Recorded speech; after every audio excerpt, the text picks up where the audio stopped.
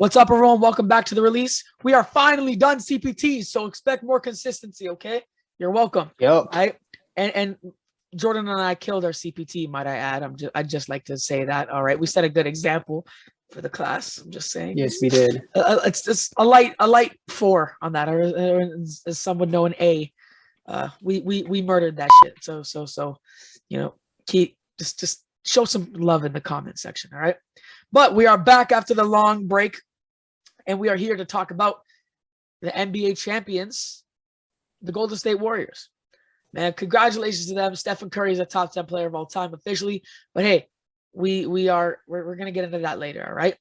But quick reminder at the beginning of the video, make sure to like, subscribe, share, and turn on the post notifications, all right? That'll support us so much.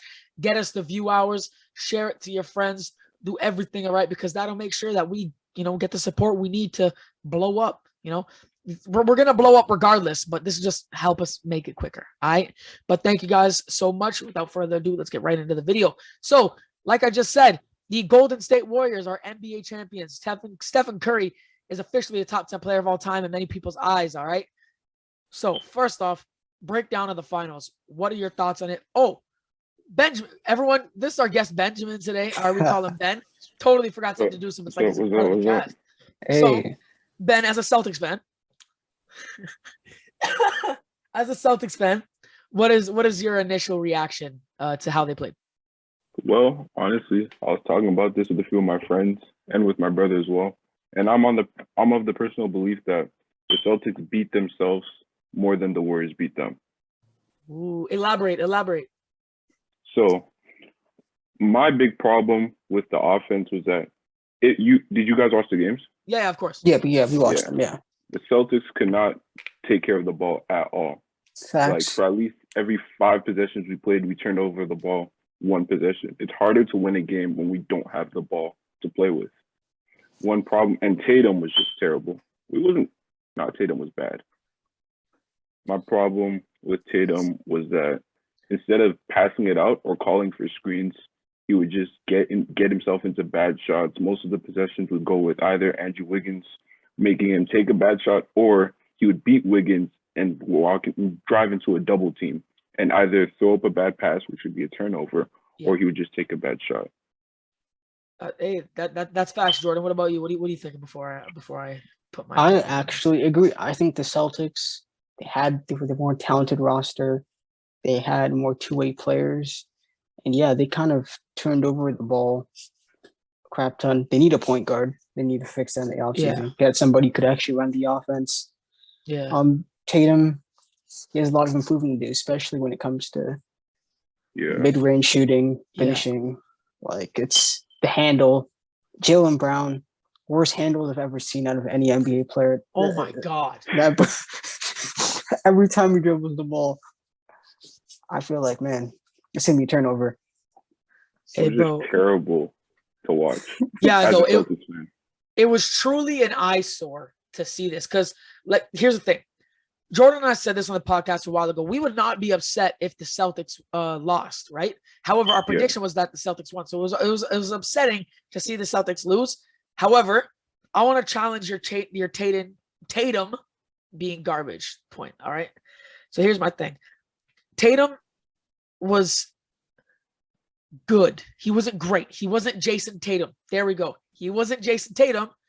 He was Jason. He was like back in college ball days. And I'm not gonna shit on the guy too much because it is his first NBA Finals, right? So it's tough, but you got to do better.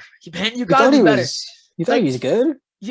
Because listen, he filled the stats well. Okay, he got 20 point per games, and this is what I think it was. The Celtics relied on him too much and relied on him to be that guy. And that's a bad decision on Ime Udoka's part. Because like they were pressuring him to be a good playmaker, which he was. He got a few good assists, good off-ball movement, stuff like that, right? But they were pressuring him into this new thing. And to do that in the NBA Finals, let alone the playoffs, it's a tough thing to do. However, he didn't play horrible. But if you noticed, it's how him and Brown played that kind of determined the outcome of the game. You could Agree see with like that. like you could see in game 6, the one they lost, Tatum had 16 points, no buckets in the second half. He had He like had 2 13. points. He had 13 13. points. 11 Yeah. in the Oh, first half, 2 in the second half. oh, It oh, was I read bad. it wrong. No, he had 16 game 1. Oh no. Oh no. That's horrific. No, wow, that's horrific. Yeah. Anyway, so like he It was had 13, bad. 11 in the first half. He was right? bad, yeah. Isn't it horrible? But then he had 2 in the second half. And then Jaylen Brown had 34? Yeah, he had 34. Brown was good in the final. He was very good in the final game, right? But you could see that dependence on Tatum, right? They are depending on Brown. But if they I feel as if they let Brown lead the way for a game or two, I feel like the outcome could have been different. I'm just saying. They need a point guard. Like, neither one of them have proven that they're good enough to have the ball handling skills to lead an actual offense. That's true. That's true. So, to me, it's not neither Tatum, because honestly, Brown's worse than doing that at Tatum, because Brown's handle is worse. And the only reason why Tatum has more turnovers is that Tatum has the ball more and Tatum gets doubles more. If Brown was in the same position, turnovers would be even worse. So they need to get actual point guard in who could play make. This is the reason why they brought Kemba. Remember, this is the reason why they signed Kemba, was to get that point guard after Kyrie. We all know what happened there. And then on offense, Marcus Smart is not cutting it. Nah. I mean, it's kind of funny because the best he's done as an offensive player on the Celtics has been a catch and shoot three-pointer. That's not good. That's not cutting it. Hey, that's true. Yo, listen, this is why I mess with Ben, bro, because he knows how to criticize his own team. Like, yo, I mess with it because, listen, I agree with that wholeheartedly, bro, because Kemba was not the guy for them. You know who they need? You know who they need now, thinking about it? Let's hear it. I was just about to ask that question. Malcolm Brogdon. Indiana Pacers, perfect, plays off ball, great playmaker, doesn't turn over the ball. He plays both sides of the ball. Yeah, true, that's a perfect fit for them. Again, they need a ball handler. So then right now, before we move on, let's put together a trade that they could do without losing Tatum or Brown. I'd say they'd give away Marcus Smart. They'd have to. Smart, maybe like Grant Williams. And I'd say a young guy. I think they'd have to Peyton Pritchard. Yeah, the 3 people that are untouchable is Tatum, Brown. Like you wouldn't do that? As a Celtic, I don't like that trade. It would be for like Brown and too much on the defensive end. Yeah, that's true. Grant and Smart are like 2 of our biggest defenders. Yeah, you lose Grant Williams and then literal defensive player of the year, first guard to do it since Gary Payton. Yeah. And then Peyton Pritchard, he's not like crazy or anything, but he did all right for the minutes he was given. Yeah. Man, you're right. That is a lot. So, I mean, Celtics are kind of stuck with the team. They're stuck with the team that they have right now. Yeah. So, I mean, they just have to, again, you know what Tatum needs? Tatum needs some Paul George ball handling skills. If he gets that, because all they need is Tatum to develop the ability to be a good playmaker, and it fixes the point guard problem. They don't need a point guard if one of them could actually be a good playmaker, but that's valid. None of them had, and that costed them because that almost lost them the Heat series. They almost lost that way too, and they almost lost against the Bucks. That same way. Like, the problem with the Celtics, they're so bipolar. One game, the ball movement's amazing. Like in the fourth quarter in game 1, ball movement's incredible. Yeah. After I watched that game, I was so excited for the series. Yeah, then you watch the fourth quarter of game 4. It's Brown and Tatum isolation. Yeah. And none of them, they are not good enough to be running iso ball all the time. In Al Horford, we trust, bro. Come on. For real. Al Horford was amazing. He was incredible. Can I just say that real quick, bro? His first finals appearance, he brought back Atlanta Hawks Al Horford. I was so happy to see that. He was incredible. Locked up Giannis. I would say he didn't lock him up, but he did the best he could on Giannis. He slowed Giannis. Yeah, locked up is a heavy term. I'd say the closest anyone's ever been to locking up Giannis is Kawhi Leonard in the 2019 NBA Eastern Conference Finals. Kawhi closest. Or Bam. Yeah, one of those two. That's facts. That's facts. Yeah. So then follow-up question then before we go to our next one. You mentioned Paul George. Who's the better player? Paul George or Jason Tatum? Jason Tatum, hands down. I'd pick Tatum. Going Tatum. Okay, so then Tatum now or OKC Paul George? Okay, OKC Paul George OKC is. Paul George. Yeah, I think everybody. But that's an MVP caliber player. Yeah, I did that to test Ben. I'm not gonna lie. But this brings us to our next topic. Ben's being objective. Yeah, Paul I George like is it. better. I like it. But yes, this brings us to our next topic. Okay, we mentioned Stephen Curry earlier. All right, he has a Finals MVP. I've been saying this. Okay, me and Jordan have been saying this. Steph gets a Finals MVP. We're gonna have to have that conversation. We're gonna have to talk about it. Is Steph Curry top 10 of all time? I want everyone to answer just yes or no. All right. In my opinion, yes. Benjamin? It's debatable. So yes or no? I need a yes or no. I need a solid answer. Okay, you know what? I'm gonna be controversial. I'm gonna say yes. Okay, Jordan? Ooh, you know what? I was saying yes immediately when it happened, and I'm looking at it now. I think I might have to say no, but it's conflicting. It is. Oh, okay. So you led me on for the okay. Because No, I was honestly saying yes at first happened, but then I started looking at look at the bottom players. I'm like, man, I don't know. David, I have a question for you though. Yeah, what's up? Now that Curry's top 10, who are you kicking off to put him up there? That's what I was just about to say. Okay. Now here's the thing. Here is my thing. My top 8 is solidified. Okay. My top 8 from 1 to 8, no specific order. Okay. Is Shaq, Tim Duncan, Magic Johnson, Kareem Abdul-Jabbar, LeBron, MJ, Wilt, and Bill Russell. That's 8, right? My 9 and 10 are Kobe and Larry Bird. Now, wait, you have Bill Russell over Kobe? Yes. Nah, I don't. Yes. I don't. Yes, do you think Kobe's top 5? I don't think. No, he's not top 5. He's like top 7. Top 7. Listen, he's not top 5, but I don't got, because I searched up like a lot of Bill Russell. Like, yo, I got Kobe over Bill, respectfully. But that's a conversation for another day. I was about to say that's a conversation for another day. You can't get me riled up. You can't get me riled up like this right now. Anyways, yeah. So I made the harsh decision to put Larry Bird at 11 and put Stephen Curry at 10. Yeah. Steph has 2 MVPs.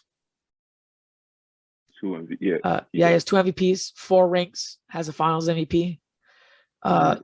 Greatest shooter of all time, in the conversation for best point guard of all time. In my opinion, he isn't. In my opinion, that's Magic. But it's just, there's only so much you can say to kind of hold this guy's legacy back, and he's just storming through at the age of 34. Talk about longevity. Storming through at the age of 34, has not slowed down besides his injuries, right? So it was a hard decision, because you look at Larry Bird, he has 3 or 4 rings. Yes, 3, yeah. 3 rings, but all 3 Finals MVPs. Yeah. If I remember, it's 3 rings, 3 MVPs. Yeah. And he won those MVPs. And he won those MVPs straight, right? Yeah, 3 MVPs. Yeah, 3 yeah. My bad. That's what I was thinking about. 3 MVPs and then 2 Finals MVPs, because another Hall of Famer won the MVP at the time. I forget who it was. But it was a tough decision, but I'd have to do it, right? And I feel as if Steph wins another ring or another Finals, another ring or another MVP, he's got to be in that greatest point guard of all time debate. I feel like if he wins something else, it's solidified he's top 10. Solidified, yes. But this is the problem with putting Steph. This is the reason why I kind of kick him out. I was just about to ask you, tell me about that. Here's my thing. If you're going to make an argument for Steph, you're either going to have to make an argument that he peaked higher than somebody in the top 10, or he had better longevity than somebody in the top 10. And he doesn't have better longevity since he's a late bloomer. I mean, he only is like an 8-time All-Star, even though everybody else who's in that top 10 conversation has double digits. So to me, you're gonna have to make a case that he had a better peak than somebody in the top 10. And that's tough. It's a hard decision. Yeah, I was about to ask you that. Go ahead. If I would take off Bill Russell, I'm putting him 11 and Curry 10. Explain this right now. I'm gonna let you explain it. The reason why I'm saying this is because a lot of people don't understand that out of all the 8 teams back when Bill Russell played, those Celtics were not. They weren't even the Golden State Warriors. They were it's not even explainable. There's no one comparable to it. They were like an all-star team. So a lot of his rings, like a lot of people who like to take away KD's rings, you know, the 2 rings he has, because it was KD, Curry, Clay, and Dre. They don't take away Bill Russell's rings, and that baffles me because Bill Russell played on not a much better team, but if you're saying relative to their time, Bill Russell played on a better team than KD, and Bill Russell's never really had to carry that load on his own. Now, in terms of his MVPs, season MVPs, Wilt Chamberlain should have won a lot of the ones that he had. A lot of people just didn't like him at the time. Can we agree with that? No, yeah, I would agree that I could Wilt agree with should that. have had I could at agree with least that. one, like 2 of his MVPs. I could agree with that. Looking at the stats. But in terms you of can see my it. counter to at least Bill Russell and his impact on winning, now it's true, yes, he did have the best team in the 60s, no doubt about it. But they didn't win anything until he got there. And most of those teams, when you look at it, they're some of the worst offensive teams to win the championship. So when they were winning, Ever. it was defense. It was their defense, which was him. And when I look at the fact that they were always talented, just they never won before he got there. Then after, that I think took them a couple of years for them even to win again. So I think again, I could see Bill Russell. I guess his statistics aren't as good compared to many of the other players. But to me, I still got to keep him in there, though, just due to the impact on winning, the accolades. There's too much for me to keep out. Yeah, Ben. Out of curiosity, who is your what is your top 10? My top 10. Yeah. MJ. Okay. LeBron. Yeah. Mm-hmm. Kareem. Yep. Okay. MJ, LeBron, Kareem. Magic. Okay. Yep. After Magic, I'll go Wilt. Mm-hmm. Okay. Then after Wilt, Kobe. Mm-hmm. Duncan. All right. Shaq. Okay. How many have I listed? 8. Yeah, you listed 8. Yeah. Bird. Mm-hmm. Okay. Then Bill Russell. But now it's Curry. But now, that's why I said it was debatable. I wouldn't put Curry there. Like Jordan said a lot earlier, if Curry was to win either a championship or a season MVP, he'd solidify his spot in my top 10. Yeah, easily.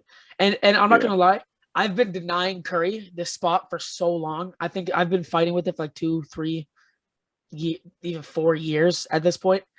And I thought he was like, no, let him, because I don't think he's gonna win another championship. Blah blah blah blah blah blah blah blah.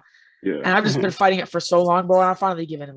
There's got to be a point where you got to be like, yo, this guy is like a literal once in a lifetime, once in 1,000 generation type talent. They're not gonna see another guy like this for a while.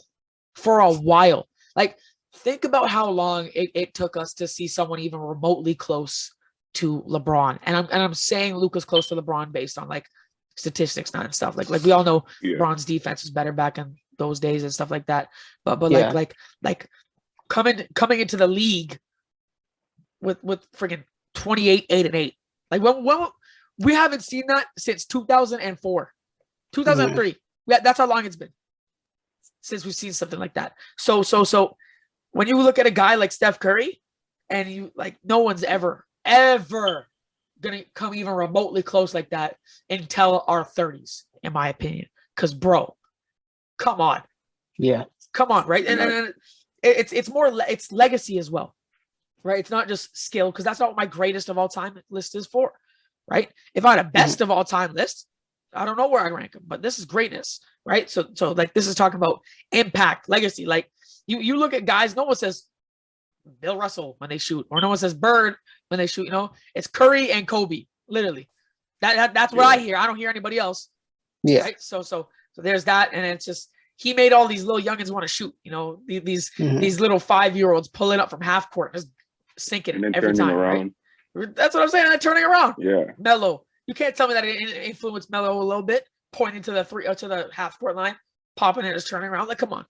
It's just it's The only person right now that can even come remotely close, in my opinion, is Trae Young, and it's far. Far. I think But that this championship was Curry's most important one. Yes. I can agree with that. Yeah. It's just 14-15 one. Remember, Kyrie and Love were injured, so people will say that. Yeah. And obviously, 16-17, 17-18, KD was there. So Yeah. this was the one where it was like, it was the most fair. Yeah. Yeah, The can't word say anything about it. straight up. Yeah. Yeah, man. And, people often forget, Jordan's brought this up quite a few times. When Kevin Durant was on the Golden State Warriors, how many times was he double teamed in that series? But how many times? So compare how many times Kevin Durant was double teamed to how many times Curry was double teamed off ball. There was a stat, at least I can't remember what it was, but it's like in 2018, Curry was doubled 40 times compared to Kevin Durant's 2 times. Wow. I believe KD was better than Curry in 16-17 and 17-18, but a lot of the reason why he was able to dominate the way he was because of Curry. Yes. A lot of the defensive attention would go to Stephen Curry, allowing KD to dominate. Mm-hmm. Thank you. That's something I like to say, because like the thing with KD is that his career, when it's all said and done, it's going to be overrated because people are just going to take things with zero context. It's going to be like 35 points.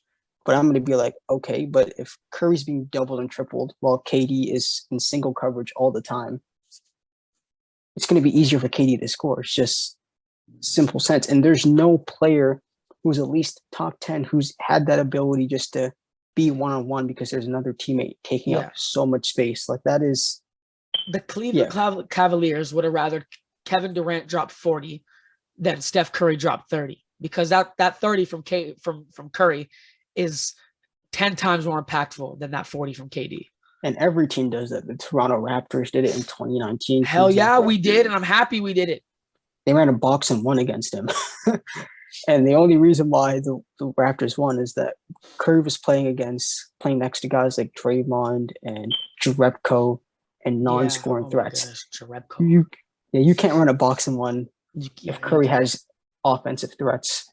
Yeah. But in terms of Curry, top 10, he's close. He needs something more to solidify that push. spot. Yeah, push that spot. Yeah. So then here's my question for you, Jordan. Say if Curry doesn't win another championship and doesn't win another MVP, but he gets 4 more All-Star selections. Yes, because he would at least have the longevity of at least most players have. Okay. That's why it's hard for me to put him in now, because I'm like, okay. I can understand that. You have to make a case that he has a better peak than other players. Yeah, you provide. Then we're also taking the stuff into like playoffs, which, again, even though Curry's a great playoff performer and he's not bad as people like to pretend he is. Yep. But when you compare him to guys, for example, let me see, a guy like Hakeem Olajuwon, for example, who most people don't have in their top 10. Yeah. But I do. But when you look at his playoff performances, there's a stat. Like over a 10-year stretch, he averaged 28 points, 12 rebounds, 4 blocks, and 2 steals. 10-year stretch in the playoffs. That's like, oh my goodness. Not even Tim Duncan did that. Not even Tim Duncan did that. That's insane. So I'm like, when I'm comparing him to that, he needs at least that longevity, because right now it's like, okay, you have peak, you have the double, you have a second MVP. Yep. But another thing too, has he ever been the best player in the world? Like that's now that I think about it, no. Like that's another thing too, right? Like, have you ever thought of Steph? Ben, you can answer this too. Have you ever thought of Steph as being the best in the world, just when you've watched him over the last few years? I would say back in 2016 I did, but I didn't watch as much basketball back then. I was more of a casual fan back then. Yeah. I only watched the finals that year. Yeah, I think for 2016, I would say he was making that case up until the finals, obviously. Up until LeBron James, run me my title back. Yeah, because I'm like, I'm going to be honest, at first when I was watching, I'm like, oh yeah, Stephen Curry's the best in the world. And then LeBron over those last 2 games, he's like, yeah, come on. LeBron's like, yeah. Even Kyrie outplayed him in that finals. Yeah, that's the thing. So that was his best case. Now, do I think he's the best this year? No. I mean, I mean, It's Giannis. He's the best yeah. player in the world right now. Giannis, yeah. So it's like just stuff like that. But I think he could do those things, and I think he'd be top 10 now. Now, it's people saying he's hands down top 10. They're getting on my nerves. Can't I've be hands seen down. It's debatable as people, hell. the amount of lists I've seen people take up Wilt Chamberlain to replace Stephen Curry is asinine to Wilt? me. Yes. Nah. Like, what was it? Like Chris Bouchard, he didn't have Wilt in his top 10 and replaced Curry with him. Like, Wilt's borderline top 5 for most people, or is top 5. I mean, Yeah. he's in my top 5. So Yeah. it's like, that's insane. But Yeah. yeah, he just needs that longevity. He just needs something more. That's true. That's true. And I'd like to point out about Hakeem Olajuwon earlier. The only guy that had similar stats to him like that was Tim Duncan and David Robinson. And lest we forget that he gave David Robinson buckets. Oh, was it? Yeah, Buckets in the 1990. Yeah. WCF. Oh, Yeah. It hurts me so much to watch those highlights because I am You're a a Spurs fan. huge Spurs fan, and I'm a huge Raptors over everything. Spurs are my second guys, right? But I love David Robinson. I love Tim Duncan, but Hakeem Olajuwon bullied him, and David Robinson is 12th all time on my list, and he bullied him. The crazy thing about Hakeem's playoff runs, the big man that he beat running up against Shaq, which people could say, oh, it's Orlando. Shaq in Orlando was still a beast. Shaq in Orlando was a monster. People That's- ask, like, that's not- Shaq was skinny, therefore he wasn't strong. No. He was still strong. He was a No, In monster. Orlando, that's when he was breaking rims. Yeah, Shaq was that dude. Who else? I think he beat David Robinson. We talked about Karl Malone, Yep. Patrick Ewing. Like, he went Yup. up against some of the greatest Big man bigs to ever of all- do it. And this the one thing I hold against, like, I mean, not hold against Shaq, for example, but when you look at his peak, like the early 2000s, a lot of the centers that were in the 90s kind of just died out to the point where in the Yeah. finals, he was facing, like, who was the best center? Like Dikembe Mutombo out of his prime, something like that, for example. Meanwhile, if you look at other centers, even Wilt had to play against Kareem and Bill Russell and Willis Reed. Like, it's Multiple knowing times. that people Ugh. are like, oh, Wilt played against those centers. That's a myth. That's just plumbers, they wrong. say. All 7-footers, all top 50 of all time. Two of which are top 10 of all time. So it's just like, Yeah. it's Yeah, outrageous to say that. That's just dumb. Just about Wilt. I hate the stupid arguments against him that they've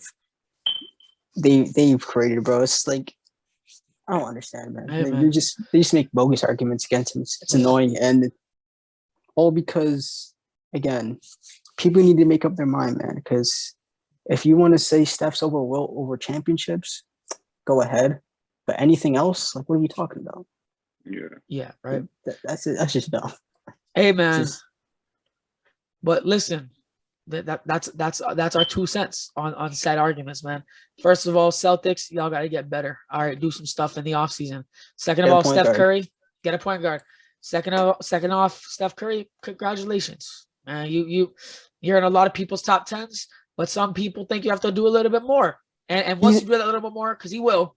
Yeah, all I'm saying with him, he's at least in the conversation. Like, if you have Steph in your top 10, I'm not even tripping. Anymore. Right. You can't trip over that anymore. Right? Now, if you have him like over like 7, then yeah, I think that's that's Even over 8 is a stretch. Even though pushing it a little bit, right? He could be 8 or he could be 9 or 10. After 9 or 10, I'm like, Yeah. I don't know. You need a little more. He needs a little more for that. I think he'll need to. I think to get top 5, I think he'll need another MVP and another ring. But that's a conversation for another day. Thank you guys top 5 is so tough, much. man. Top 5 is Top tough. 5 is top. You 5 look at is the top tough. 5. No one's managed to make no one's managed to break that top 5 except LeBron James himself. That's all I'm saying. We're gonna have to say he's have to be better than guys like Wilt and Duncan. Like that. I think Magic, his challenge bro, is he has to be better than Magic. Once he's better than Magic, I think he'll be top 5. But he's not better than Magic. When he beats, because the difference between Magic and Curry in the top 20 is kind of crazy. Yeah, right. It's mod. But thank you guys so much for watching. Make sure to like, subscribe, turn on the post notifications, and share. Because like I said earlier in the video, it'll help us blow up quicker than we already are. Okay. Listen, we have opportunities upon opportunities upon opportunities coming ahead. All right. Trust me, I have numbers upon numbers of people that just are willing to help. So thank you guys so much for sharing and spreading the info. Okay. Hop on the wave, join the cult. Okay. Thank you guys so much for watching. Have a great day, evening, night, wherever you guys stay at. Oh, and thank you, Ben, for coming on. All right. Let us know. Thank you, if you man. want Yes. more awesome guests like him. Thank you guys so much for watching. Peace.